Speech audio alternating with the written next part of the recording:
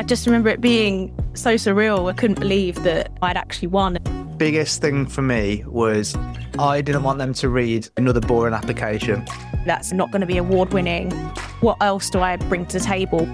Why do you think you won then? You're listening to episode 128 of the Tax Professionals podcast, the podcast for UK tax professionals who want to become better at their jobs. I'm your host, Jack Bonehill. I'm an employment tax director, winner of Tolley's Taxation Rising Star Award in 2023, and I also provide training for tax professionals like you and for the firms that you work for. This episode is focused on the journey to becoming Tolley's Taxation's Rising Star, along with practical advice to help you excel early in your tax career, or if you're interested, to help you win the award yourself. I'm joined by Charlie Friends, the 2025 Rising Star winner, who's progressed exceptionally quickly, making manager at PwC at just 24 years old, and from then she's continued to excel in her career. Between us, we share the things that actually helped us to progress early on in our tax career, how we both created a winning Rising Star application, and advice on how to take control of your career rather than be at the mercy of others. We've also both made our winning Rising Star applications available to download so you can see exactly what our applications look like and what we included. All links and resources mentioned in this episode can be found in the show notes in Apple Podcasts or Spotify, or by heading to thetaxprofessionalspodcast.com/TTPP128. That's thetaxprofessionalspodcast.com/TTPP128. And TTPP128 just stands for the Tax Professionals Podcast, episode 128. Let's get to the episode. Hi, my name is Charlie. I've been in the profession of tax for over 12 years now. I got my CTA qualification when I was 21, and since then I've worked in a number of different tax roles. I've worked in the luxury retail space during COVID, which was quite interesting. I've worked for an investment bank, and I've predominantly also worked in private equity and M&A. And that's led me to my current role, which I started this week at a tech startup in the private equity space. So on the side, when I have free time, which is not that much nowadays, I run a social media page on Instagram and TikTok. My handle is the Tax Lass, leaning into that sort of tax world. And yeah, I really just sort of talk about topics related to tax, the personal finance, putting it into layman's terms for everyday people, sharing what a typical day in the life of a tax advisor would look like. And yeah, people have really, really responded to it, really enjoy it. And I've had a lot of young people and older people who have either just started their career in tax or looking to pivot into it. And so it's been really rewarding to see sort of everyday people that reach out and say, hey, what you're talking about is actually really useful and interesting. So yeah, I really enjoy it. Yeah. And obviously being modest, not mentioning it, but this year you won, was it this year that you won Rising Star? Oh, yes, of course. Yes. So yeah. And then, yeah, this year I won the Tolley's Taxation Rising Star Award. It was cutting it very fine because you have to be 30 or under at the time. And I turned 30 that following Monday. So it was pushing it very close. But yeah, that was a fantastic achievement. And I'm still really over the moon about it. And I still can't believe that I won. So yeah, really, really happy. Yeah, it's nice, isn't it? Yeah. So that obviously leads on nicely though to what we're going to talk about mainly today, because it's almost like the journey to winning Rising Star in that early career stage in tax, so that people can see, I suppose, what good looks like and how to progress quickly and develop quickly, because you've obviously done a great job of that. This isn't the first time you've been on the podcast. And I remember you telling me before about how young you were when you made it to manager. Was it PwC? It's one of the big four. Correct. Yeah, PwC. Yeah, that's right. Yeah. And I just never heard of anyone getting there so quickly before. And I remember you telling me like what you did to do it. And it was so logical, but just most people don't do it. So yeah, I just think you played it really well. So I already know you've got loads of good things to share around that. Yeah, no, thank you, Jack. Yeah, and I just think that I was helped by the fact that I didn't go to university, so I did have a 3-year head start. So I will make that caveat. But yeah, I think it really came down to just being someone that, I think, like I said before, you sit down and you think, what is it that I want? And I felt like I deserved and was operating at the level of a manager. I came in as a senior associate, and whilst I hadn't done sort of private equity or M&A before, obviously I still had tax knowledge, and that's primarily what you're doing in that role, just slightly different in terms of the context of the work that you're doing. And one of the things that I distinctly remember was that you have to put your hat in the ring in the first place for them to even consider you. That applies across the board, but particularly in the Big Four, when you've got a number of people in your grade who are effectively competing for the same promotion. And before I thought I was ready, I said to my counsellor at the time, I really want to go for manager, and I know that you have to make some preparation for that. And so one of the things that I asked her, and what I set out to do with talking to the partners, was really understanding what is it that I'm missing at the moment, or what are they looking for at the moment that means that they will promote me. And so it gave me time to then work on those things, if you like, to be able to then come to promotion round and say, hey, here's all of the proof, if you like, of what I've done, and what you've told me is what I need to do. And so I think it puts it on you to kind of take charge and say, right, these are the things I need to go and work on. But it also is the communication in a two-way with your employer as to what they're expecting. Because I think a lot of time we make the assumption of what they're looking for. But realistically, it's if you're clear about that and having that conversation, then it makes it a lot easier to progress in your career.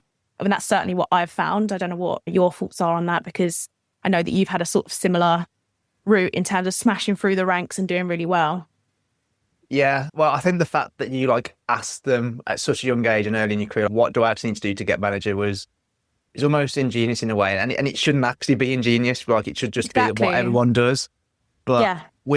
I think we don't think sometimes, well, if we need to do that, what do they actually want from us in a way? And that's exactly what you did, right? And in terms of promotions and stuff in our world anyway, I find it quite unclear and ambiguous anyway. It's not necessarily a clear path, maybe more so in big fours or the bigger firms, because they think about it more. But all the firms I've worked in, there was never something that said, this is exactly what you need to do to be senior manager, or this is exactly what you need to be director. It was much more vague than that. It's probably the word for it. Exactly. And that's so true. Yeah. And when I tried to get clarity, actually, I probably started doing it more actually after I listened to what you said you did on the previous podcast. But I still got quite vague answers. If I would ask the question well, what am I not doing now in order to be director? They would list a few things, and I'd be like, but is that really even necessary to be director? Because there's this other director that's not doing that. There's this other director that's not doing that. And so why is it different for me type thing? And in the end, I remember having a conversation with a partner, actually, the partner of my team at the time. And they essentially agreed in the end that I was doing everything to be promoted to director. And and then when I messaged them a few weeks later to basically move that forward, because we both agreed that if I'm operating there, then the promotion should be coming fairly soon, they backtracked a little bit from memory straight away there as well, right. As if they didn't say that. But we ended up doing a business case. Well, I ended up doing a business case and submitting it and everything. And so the promotion for my director was meant to go through in January 24, I think. And then Christmas 23, just before, about 3 days before we were about to break up for Christmas, I got an email that said something, hi Jack, the managing partner has looked at your business case briefly. He's got some comments, but he's too busy now to look at it until the end of January. And I was fuming. Yeah. You might imagine. But why? We've agreed this. How can all roads lead to the managing partner in a firm of our size for a promotion like that? And I couldn't get any of the comments, and I already had another offer on the table actually at that point. So I decided to just leave at that point. It really annoyed me that much. But let's go back a bit further to the early days of your career then, because I think what you do pretty much from day one sets you off either on a good path, I think, for progression, or a bad path for progression. Tell us about the early days, and what was your first job, and when you started that, what were you trying to do? What was your mindset and things like that at the time? Yeah, so I actually started at a firm called Blick Rothenberg, which at the time was a small family office firm, but it's now much larger. And like I said, I did an apprenticeship, so I was 18, so I was very young, very naive, and I did a lot of things wrong early in my career. I will say that. I think I went in with the mindset of I have to be confident, I have to assert myself, which is still true to this day, but I think I did it way too much. And so I had a lot of feedback around how to present yourself and things like that. But I think one thing that worked really well for me was straight away getting to know tax and learning tax doing my exams. Whilst I was doing my exams, I was looking at what do I enjoy whilst I'm doing these and what do I not enjoy?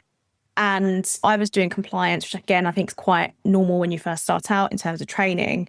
And after doing that for a bit, I realised that I didn't want to do that long term. And so straight away, I was thinking around how can I progress to doing more advisory work? And it just starts from there. I think you've got to go down to the basics of what do I like, what don't I like, and go from there. And so I spoke to the firm that I was at, being Blick Rothenberg, and we were then transitioning into more advisory-based stuff. But the size of the firm at the time, it just wasn't as juicy as kind of in my mind. And I thought, you know what, I'm sure the Big Four will have the sort of work that I'm looking for. And so it was really just, I said this earlier, but it really was just having conversations with people. And I think that people think maybe it's a scary thing to go and speak to a partner or a senior manager or a director, especially when you're that junior. But actually, they really love it. And being in the senior position I'm in now, I actually really love it when juniors come to me and they're proactive and they ask me questions and they talk to me around, how do I find out what I want to do and what would you recommend that I do as a next step? I think it's just knowing and understanding that things aren't going to land at your feet. There's a part of it that has to come from you having that conversation, and you're not always going to get what you want. Ultimately, that is why I moved to the Big Four, because they just couldn't give me the work that I was looking for. And in terms of what they needed me to be doing, which is predominantly compliance focused, sometimes the business case doesn't line up.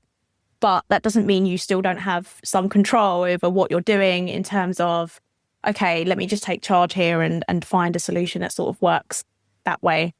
But I think, yeah, I thought I had to summarize, I would say, being clear on what you do and don't like, that helps drive where you're going to go next. Being confident enough to talk to people that are senior to you. At the end of the day, we're all human beings and they were where you were once upon a time. So it's really not embarrassing or shameful to just say, hey, do you mind if we just sit down for 15 minutes? And I just found hearing people's stories around what they did for their career really useful. And yeah, just kind of then, I suppose, squashing that mindset of I have to stay at one firm and work really, really hard and they'll promote me every single year if I do really well. And just understanding actually that sometimes might not be the case for a whole myriad of reasons. Yeah. I think for someone that's ambitious like you and me, it can be frustrating that the promotions can feel like they're slower than we want them to be sometimes. Oh, always. Yeah. Yeah. But I think you touched upon a really key thing there. And I think this is where we've been similar with our career progression. It's that you mentioned like taking control. I think too many people feel like they're at the mercy of other people. And to some extent, clearly you are right. You cannot make someone do something else. You can't make someone promote you. But you can focus on the things that you can control, like in your case, finding out what you needed to do for that promotion, finding out what you wanted to do, putting the effort into the tax exams probably to get the knowledge that you needed to do that, doing a good job of every piece of work that came your way, etc., etc. You've got to take control of those things that you have within your control. And then if something's outside your control and you think it's unfair or wrong or whatever, obviously at that point, that's when you can start thinking about moving role. One thing I'd say actually on this is I haven't been as good at doing this, I don't think, as you have been, but I feel like I was probably too loyal for a long time to one employer because I enjoyed it there. I was comfortable. I felt like they were good to me, particularly in the early days. And so I stayed probably for maybe 1 or 2 years more than I should have done, I think, in the end, because of that loyalty. And actually, I think probably part of that is I knew that some people frowned upon like job hopping. But actually, I think sometimes job hopping is more of a reflection of the employers you've had at the time, if they're not putting you in the right position. And so I think it completely depends on the situation. Yes, if you move in every 1 year and you're stuck at the same position for, say, 6 years, that probably is an indication that it's you, not them.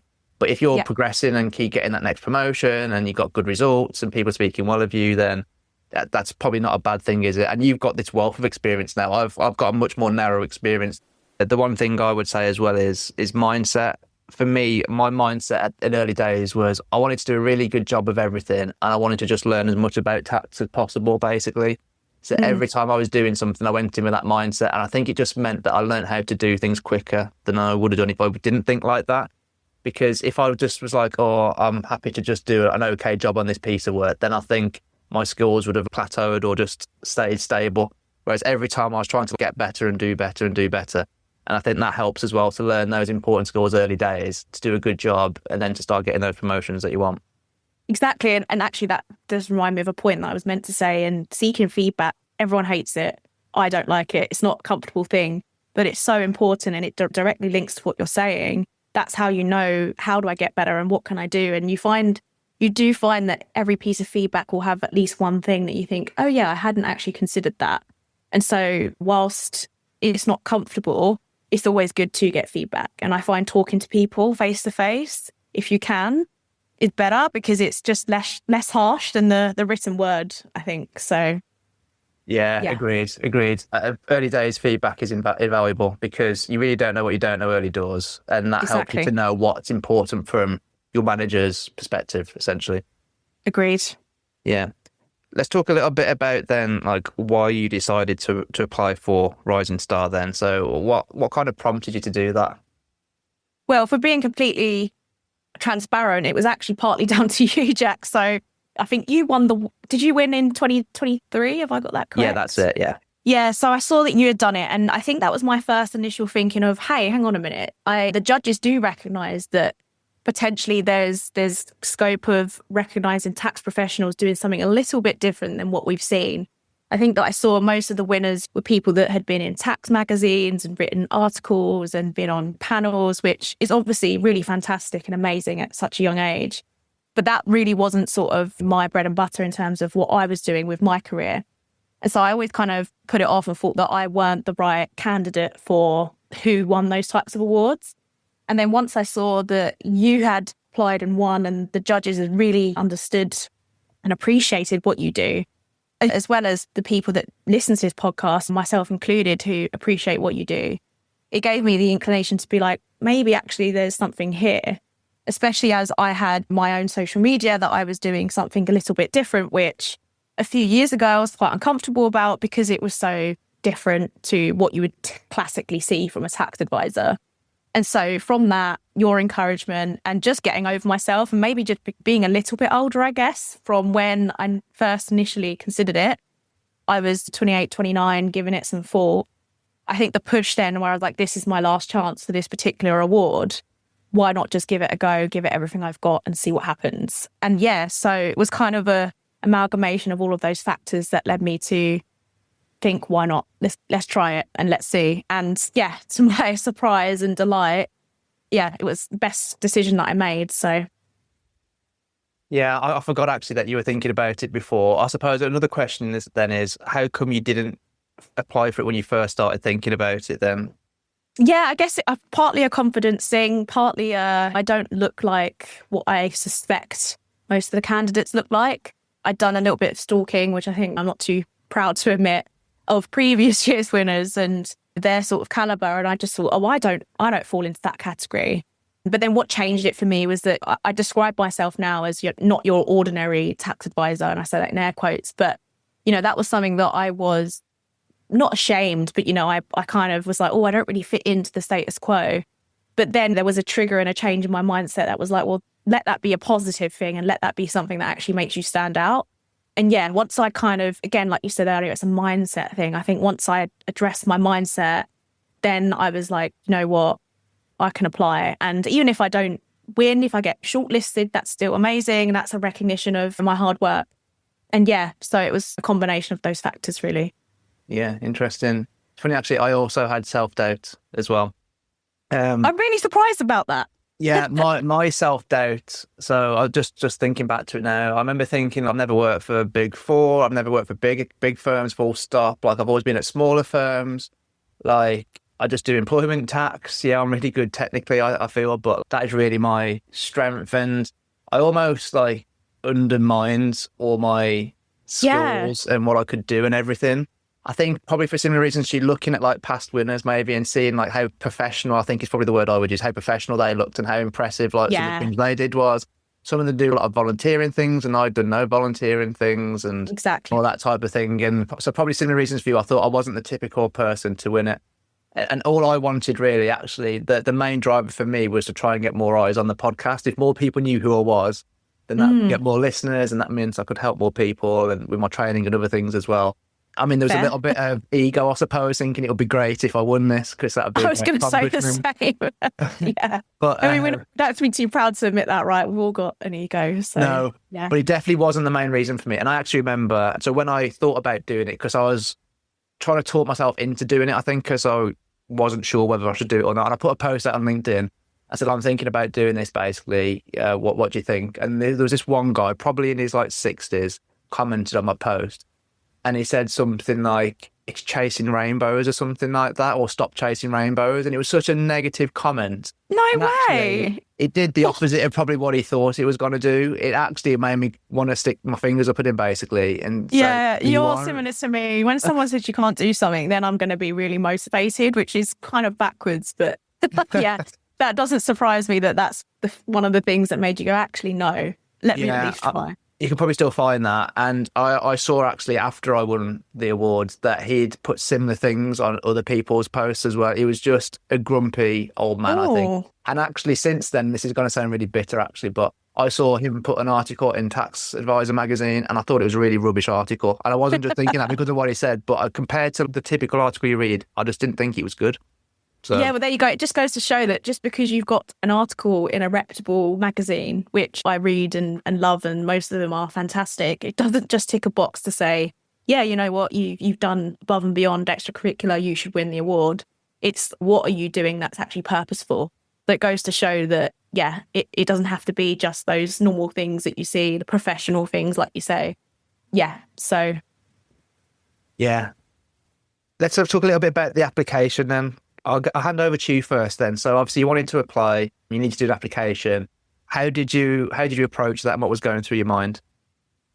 Yeah, I think that what's useful is I read from back to front the Tolley's website, which is really useful and insightful in terms of giving you advice. I don't know if you remember as well, Jack, but it's very meticulous on what you should talk about, making sure that you're proofreading, all of those common things. But one thing that really stood out was kind of I can't remember the exact terminology, but it was be yourself and lean into who you are. And so I kind of sat down and I thought, how on earth do I start writing this application? And I don't know from your experience, but I find it really, really hard when writing for some reason to toot my own horn. And so I'm writing things about what I had achieved or what I had done, and it just felt very weird and uncomfortable. So I think I had actually started writing my application and it took me, I would want to say maybe the best part of 8 months. And only in the last couple of months, maybe even 1 month, was where the majority of it came from. And I think it was just kind of sitting down and framing out, okay, what sections do I want to include and what sort of tone and message do I want them to convey? And then I also reached out to you, which I think is also a really good thing to do. If you know someone, or if you don't, shoot your shot, reach out to them and ask them. And I said, hey, would you mind terribly if I could see what you put in your application, or if you could share that with me? And you graciously and kindly said yes. And that was super useful as well, to just see what an award-winning application looks like and how I could sort of put my own touch on that and sort of leverage that in a way that obviously wasn't just copying you at all, but it just helped sort of frame, oh, okay, these are the sort of things that Jack was referencing. And so, yeah, from using examples, well, your example, and from just sort of writing a framework, I then just took it section by section. And I think it's just trying not to be overwhelmed with the enormity of what a 10-page or however many pages it might be application might look like, and just not being afraid to tell your story a little bit. I think that was something that sets the stage for your application. I'm not saying that's a hard and fast rule at all, but that's what I certainly found useful in terms of getting my mind to sort of think about all of the little things and big things that I had achieved in my career, which you should be noting down for the purposes of promotions and stuff anyway. But I think that became more of a way to sort of unlock that bit in my mind of, okay, I've not just done good at my jobs, end of story. That's not going to be award winning. What else do I bring to the table? What's sort of different about me? Yeah, agreed. I mean, once you'd done all that kind of initial research before you got into like fully writing it, and once you'd done that, what did you think were like the key things it needs to get in there then? I think that one thing I think is definitely, I mean, even down to small touches, right? I was considering things like maybe having different forms of media. So it not just being like a whole written prose, because I just think with person's best will in the world, they read loads of applications. And so I didn't want it to just be reams and reams of writing. So I had some thought around, can I make it a bit more interactive? Can I think about a colour scheme? Again, that's all like minor things, but I think it all builds up and paints a picture of your whole application. So I think that was important in terms of how can I make this more enjoyable to read and just not just sort of dumping loads of Word on the page and sending that in as like a Word document. So I was considering sort of thinking, how can I do that a bit differently? So even if it's down to the use of tables, links in a different way, that it's not just a big old thing on the screen that just looks a bit untidy. Those little things that you put into thinking about, I think, goes a long way with the judges. They do probably notice that. Yeah. I think it's a good point you touched upon actually about the fact that they're reading loads of these applications. I remember the biggest thing for me was I didn't want them to read what I thought would be another boring application. That was actually a huge driver for me. I wanted them to feel like they enjoyed reading it and weren't just having to read it because it was another application. The way I ended up dealing with that really is I told the majority of my application through stories. I don't know if you remember, but like at the start, I started with what I thought was an interesting story, which is when I sat in a boardroom with I remember. partner and the partner of my team, and I basically wanted to agree that I could go down to 4 days a week so I could spend more time on the podcast. And I remember that meeting a lot because I was so nervous for it. My heart was pumping. Like I really wanted to go down to that 4 days, but I wasn't sure they'd let me do it, etc., etc. So I started there, and I started there because that was when I really started feeling like I was propelling the podcast and the training and stuff off. So it was like a pivotal moment for me. And hopefully the judges, when they read that, got drawn into the application straight away because it was hopefully at least entertaining, or at least as entertaining as talking about work can be, I suppose. Yeah, no, I think, well, obviously it was because you won, so they definitely did something. But no, I remember I enjoyed reading it, do you know what I mean? And I wasn't a judge. So for a person who has no say or oversight on it, enjoyed reading it, it just goes to show that then that just makes it a good application. I think it's a very good point that you make around the storytelling. I think I even said in my application, I think I was just brutally honest and said, I'm not a writer, so to speak. I'm not the most confident writer. I don't write in the best way. There's my peers who can write a topic, something about a topic in tax that's so eloquent that I could never do. But I made the point that just because that I have weaknesses doesn't mean I don't have strengths elsewhere. And then I led on to, and these are what my strengths are.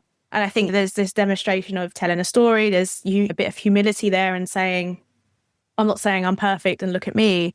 I have my drawbacks, but this is why I think I deserve it. And yeah, again, hopefully that resonated with the judges. It must have done something right. But yeah, I think there's just not being afraid to put a little bit of you into that application, which sounds kind of backwards because it is about you, but not sort of letting it be very factual of I did this, I did that, telling a story, as you say. Yeah, agreed. I think if you just make it factual, they're just going to yawn, to be honest. Like it needs to be something more than that. You've got to weave the facts into something more interesting, I think.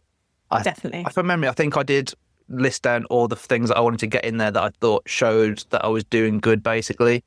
But then I stood back and thought, how can I present all this information in a way that it feels like it's just as a by the way rather than it's focused around it, really? Yeah, exactly that. And I referenced my social media, and instead of telling them this is what my social media does and is, I linked a video and I said, here's an example of what I think is a good one of what I do. And I think that it makes it more interactive, makes it more interesting. And that's not necessarily going to be doable for everybody, but yeah, just sort of trying to think outside the box a little bit of how can I make this just a bit different and a bit more engaging that might make me be more memorable. But I think, like you say, starting out, it's exactly how I did, just making some notes, jotting down, okay, I want to talk about this, I want to mention this somehow, how do I bring this point in?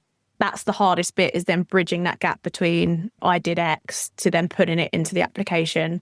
But yeah, I think that's where most of the effort comes from when it comes to writing one of these, is trying to put it together in a way that's really enjoyable to read. If you're interested in what a winning application for Taxation's Rising Star looks like, both mine and Charlie's applications are available to download. The link to download these is in the show notes for this episode.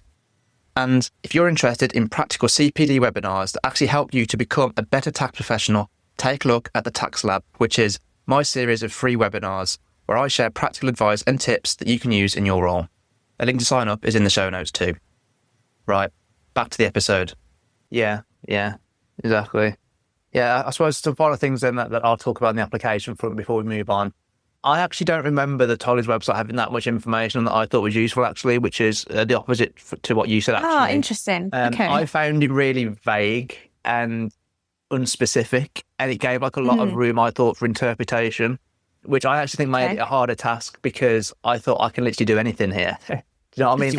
It wasn't narrowed down for me. I had to narrow it down to get the application done. So that almost put me off, actually, because I just didn't know how to even start, really. I just thought I just need to do something. I remember just thinking they want someone that's a rising star, which means that they need to not only have been doing well, but they also need to seem like they're going to continue doing that. So I thought I need to talk about things that have happened recently to show that I'm doing well, and then talk about the things that are up and coming as well. That means that I'm going to continue rising, I suppose. That's a good point. I hadn't considered that. That's so fair. Yeah. So I made sure to do that, and I just made a plan. I knew I wanted stories in. I wanted to break it up, like you said. So I had some pictures in. I think I had a picture of my podcast set up at the time, which wasn't anything fancy at all. It's still the same, actually, so it's still not fancy. But I broke it out with pictures. I had some tables in as well. And yeah, I just tried to make it interesting to read. I didn't run it past anyone else that worked in tax. I asked my wife to review it. She was probably sick of it at the end. Like, she's most things I talk about related to the podcast, it's all she is about. So she read it, and I thought I just want to get an outsider's view as well. So I got an ex-colleague and friend who didn't work in tax. I asked if they'd have a read of it as well. They did, and I think they thought it was an unusual application in that it was very story based and it wouldn't be like anything else that was in there. They didn't think that was necessarily bad, though. Obviously, I wasn't going to redraft the whole thing at that point, but what they did do was give me some feedback about. So I use a lot of like ands and buts at the start of sentences to help, because I think it sounds more natural. It sounds like you're speaking rather than reading. But they suggested that I took out some of that, and so I did take out some of it to the extent I thought it didn't ruin the flow. So that helped that be improved as well. But it's hard to say, isn't it, whether that made a difference or not in the end. But I just thought getting some outside perspective on this as well is going to only be helpful. I have to say, I think it definitely, I did the same. I predominantly relied on non-tax people in my life. So my best friends that I've known since I was 11, they're very brutally honest and they're always like my biggest supporters. So I just said, would you mind reading this and just, one, pointing out if there's any spelling errors and things like that. And two, just, is it enjoyable? And just tell me honestly. I mean, all of this about me, right? So they've been there, seen that. And yeah, I think getting non-tax people is also really important, actually, because they're not so involved in tax like we are, where perhaps we can kind of be blinded a little bit by our own conception of what tax is and what a good tax advisor should look like. And so to have it to someone who's outside of that world reading it and considering it, I think is actually quite a good thing to do. So the fact that we both done that and we both won, who's to say that wasn't an important part of making sure that it was a good application? Who knows? Yeah. I mean, question, how long do you reckon you spent on it in the end, on the application? Wouldn't even... days, hours. Like I said, from start to finish, obviously this isn't every single night sitting down, but it took me the best part of a year. I think that it was 2024. I realised at that point that I was 29 and like the next year would be my last chance. So I think I remember really sitting down properly around maybe October of that year and started sort of bullet points. And it took me really, really a long time. But before then, I was kind of thinking and putting notes down. And then when I actually sat down and wrote it, I would, if I had to guess, I think it was maybe 10 pages in the end, which obviously doesn't sound like a lot, but when you're finessing and rewriting and really thinking about what do I want to say here, I don't even know. I would probably guess somewhere close to 100 hours maybe. Oh, wow. Well. Yeah, I'm the sort of person that would really overthink things and rewrite things, and maybe I'm over-egging it a little bit, but it was very much the focus for a long time. Whenever I had any free time, that's what I was doing. So yeah. Probably doesn't need that many hours. I don't know about you, but... No, well, I thought I was a bit of a perfectionist, but if you truly did spend 100 hours, you've absolutely smashed me out of the park. I think, from memory, it was probably somewhere between 15 and 20 hours. Oh my God. How did you do that so quickly? I was time pressured for one, because I only realised that you could apply quite late. So I had limited time. Was I working 4 days a week then? I think I was. But basically at that point I was working 4 days a week. on Wednesdays, which was my day off for the podcast and everything, I was spending like 5 hours of that day working on creating podcast episodes and stuff, creating courses and then marketing them. So I had very little time really to do it. I had to take some days off to do it. Like I was just so time constrained. Let's go to the night then in your case. Can you set the scene before like the announcement came out and like how it felt and how that went? Yeah, so what was really funny was I think the rising star, I don't know if it was the same for your year, but we were like slap bang in the middle. So there wasn't even the element of if I don't find out I win, at least it's the beginning, I can just enjoy the night. Or if it's right at the end, then I can live in hope until then, and at that point at least it's over and we can go home. But it was right in the middle, and my firm was up for a couple of awards, so I was sat with some colleagues of mine and they had won their awards. So I remember just having this immense feeling of pressure for some reason, which is silly in hindsight because even just being there and being shortlisted is such an achievement. And all I distinctly remember is the judge that got up and was announcing the award said something along the lines of referencing my social media, which then tipped me off to me thinking, unless there's someone else who's shortlisted that also does this, it has to be me. So I remember hitting my partner on his arm going, I think it's me. Yeah. And then I had this dawn on me. I was like, but if it isn't, then I look really silly right now because everyone around the table was looking at me with excitement like, oh my God, is it you? And then you just see your face flash up really massively on a screen. And we were sat right at the back. So it took me quite a long time to get to the front, to the point where they were like, is she here? And I just remember waving my hands like, I'm coming. I'm short, so I can't get there as quickly as other people. But yeah, and I just remember it being so surreal and just crazy. I couldn't believe that I'd actually won and the judges appreciated, what I was doing and saw the benefit in what I was doing in terms of my outside activities of my normal day job.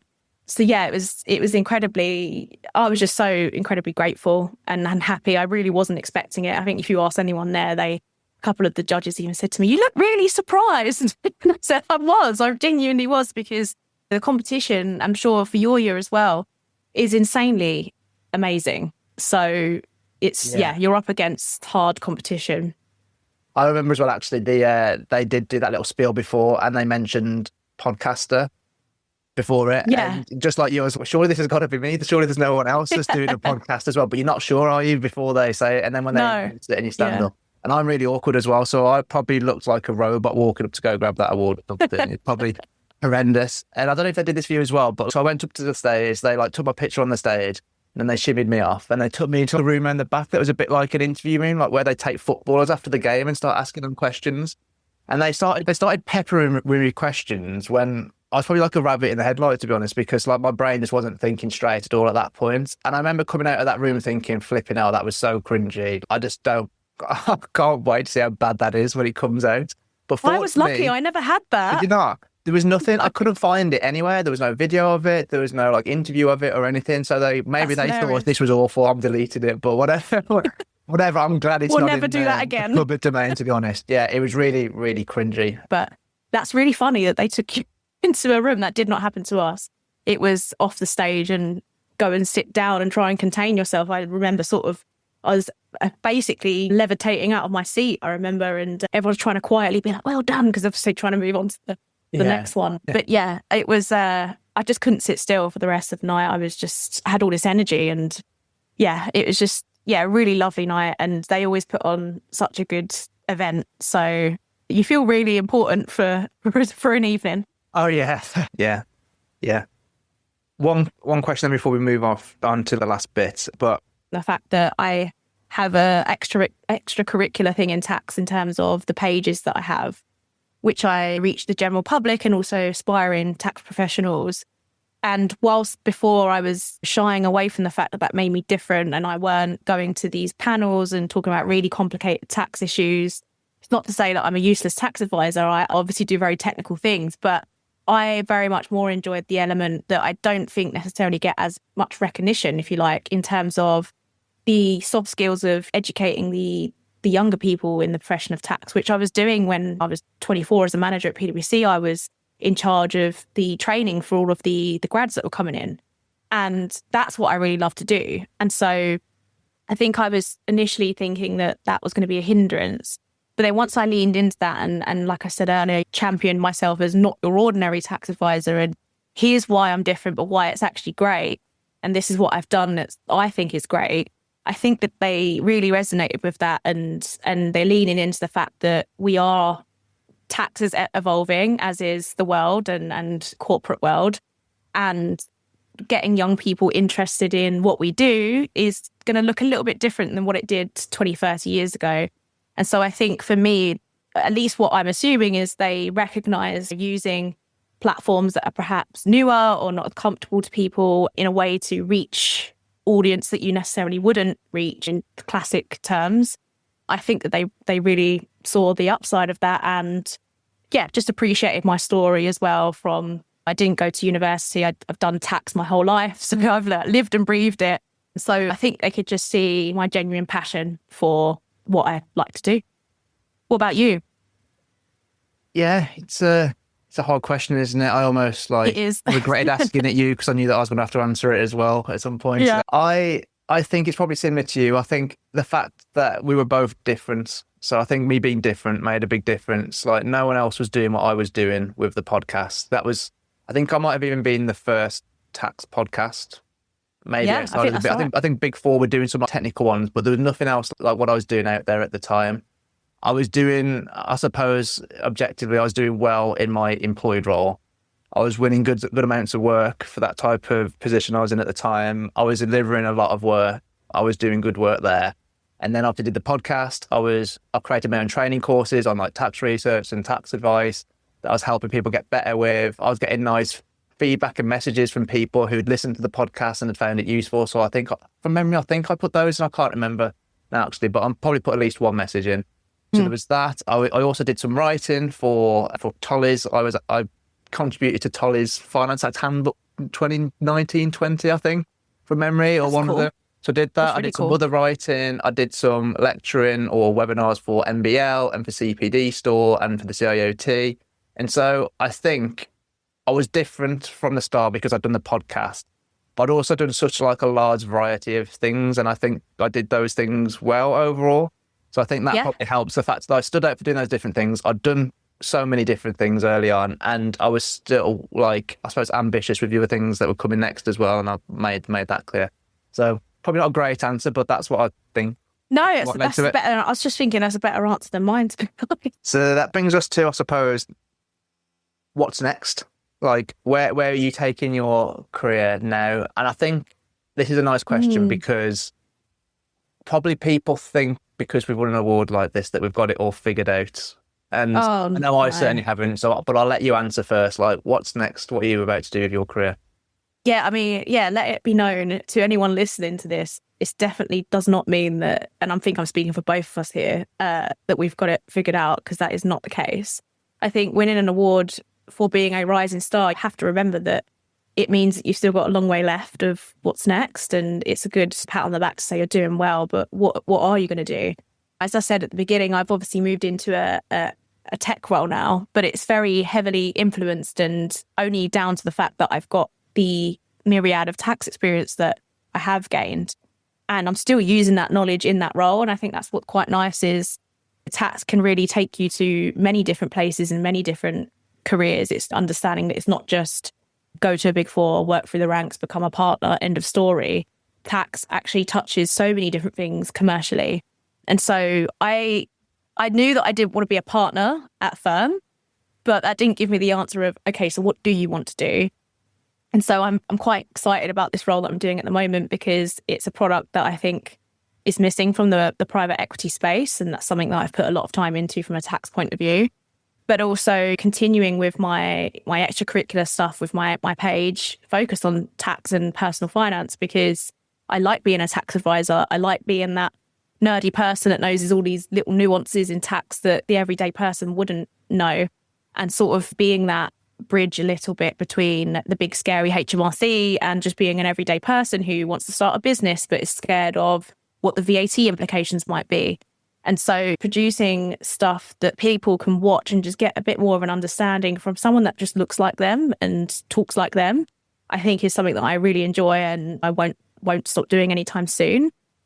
But yeah, I think I'm better at knowing what I don't want to do than what I do want to do. And I'm still figuring it out. So to answer succinctly, what's next? I think it's just seeing how this role goes. I think it's going to be perfect for me in terms of my skill set and having loads of different interests, but just being open to the possibility of what's out there and letting it take its course. Yeah, interesting. Out of curiosity, actually, then, just because I think so many people set off at the start of their career thinking that they want to become a partner, how come you decided that you don't want that? How do you know you don't want that? I know a lot of partners who I have a lot of love and respect for. Some of them I absolutely admire to the nth degree, but I also wouldn't want their sort of life in terms of the hours that they work, the effort that they put in. You always have to be switched on. And I'm a hard worker. I put in effort and energy where it's required. But equally, I just know longer term in terms of personally what I want out of my personal life with potentially starting a family and things like that. I just know I'm not the sort of person that could balance all of those things that well. And I value my free time. I'm not ashamed to admit that I don't want to be a workaholic that never seems to switch off. And I just think that as a partner, particularly at a big four, but I'm not saying at smaller firms, you're not always working really hard. I just think that when I picture myself later down the line, I just don't see me doing that personally. And I've always kind of had that feeling ever since I was young. So I don't know if it's just something that within yourself, have I got that skill set? And I just don't think that I do. So, and again, that's not a bad thing, but yeah. But what about you, Jack? What's next for you? I feel like I'm at the biggest career crossroads I've ever had, to be honest. It sounds, this is going to be saying like the negative side now of this. But options are nice, right? But I think when you go on like Amazon now, and let's say you just want a shaver or something, and you can just spend like hours just looking for the perfect shaver. And back in the day, you'd have gone to the shop, like, I don't know, Asda, and there'd have been 2 shavers, and it was very easy to pick the shaver that you wanted. And I just think that option sometimes is debilitating. And that's how I feel right now in terms of my career. Like, I personally believe that I could be a partner and do that role and do a good job of it. And I'd probably enjoy lots of elements of it. I don't think I'd enjoy every element of it. Obviously, the pay is good, but I'm not driven by pay. So I could go down that route. Then obviously I've got this other stuff that I do as well. So I've got the podcast and the training, and I would just love the thought of being able to do that more, to be honest. Like, sometimes I get messages from people, or I speak to people who have been on my courses. Literally recently, there's a woman I spoke to, I think she's in her mid-30s, always been in compliance roles, always felt really stupid when it came to like having to research a query and get to the bottom of it. And she decided to enroll on my course. And afterwards, she was saying like how every question that she looked at now, she's been able to find the legislation for it and get to the answer. And That's that she amazing, spotted a £2 million problem on one of the clients and she offered a solution, and the technical director decided to take her solution. And that was just like, that was like less than a month ago. And that was really, really nice. And I just love it when I can see that I'm actually making like such a positive impact on people's lives from it. I love sharing what I know. I love helping other people and just feeling like I am making a difference in people's lives, not just at work, but just generally speaking about how they feel about themselves is just really, really nice. So I'd love to be able to do that. And so I really am in 2 minds, and I don't think I'm going to make the full decision anytime soon, to be honest. I think it's hindered my progression now as a director and as an employment tax director. I think if I wasn't doing the podcast, I think I'd be a partner now, to be honest. But it's really hard to juggle both, particularly because both of my roles have a pretty heavy sales element to it, let's say, because I need to win work and bring work in as an employment tax director, even more so because there's no partner in my team. I run the team. And then if I want to sell my courses and be able to deliver courses, then I need to get clients to pay for them and to join on them. Yeah. And that's hard for me because I'm not natural at doing any of that. I'm natural at delivering the training. I'm natural at giving tax advice. I'm natural at being able to look into the legislation and stuff, or at least more natural than I am at sales. It fits more in with me as a person. So yeah, I actually don't know right now. So I will decide hopefully in the next year or so and see what happens. But yeah, I do absolutely love delivering my training. What do you want to leave people with who really want to do well in the early stage of their career and potentially go for rising star themselves? What advice have you got for them? Well, my advice be confident in yourself. Don't, like me and you, don't let sort of self-doubt stop you from applying. And if you do apply and you don't get shortlisted or you don't win, then I know plenty of people that have applied more than once and gone on to win it. So don't let that be a deterrent from doing it again. And I would say, yeah, just speak up and take charge. I think that's really what we've always said, you and I, in terms of career, is just really remember that your career is in your hands and people will help you along the way, but it's not on the company or your counsellor or whatever it might be in terms of what you call it, your place, to do it for you. You need to be in the driving seat and taking charge of that. And it doesn't mean you have all of the answers, but trying to find what those answers are to help you make a decision on what you do want to do, I think is important. And it really goes a long way for senior people. And I can speak now from both sides of the coin. I particularly love when juniors come and ask me questions and they're just curious. So I think that, yeah, just really take charge of your career, and I think you'll be able to do whatever you want to do. Yeah, good advice. Good advice. What about you? Oh, let me think. What would I say? I've put you on the spot now.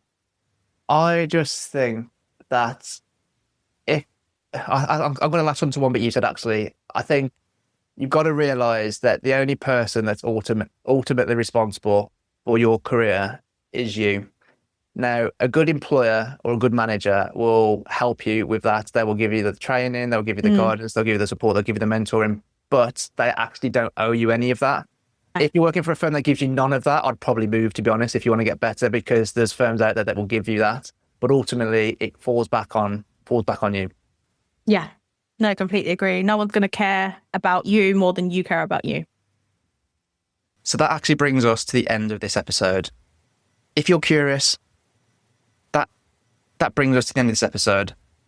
Just a quick reminder, if you'd like to see what a winning Taxation's Rising Star application actually looks like, then you can download both mine and Charlie's applications. The link to both of these is in the show notes at thetaxprofessionalspodcast.com/TTPP128, or you can just go within the episode within your podcast player if you're listening in Apple Podcasts or Spotify, and a link to this will be in there too.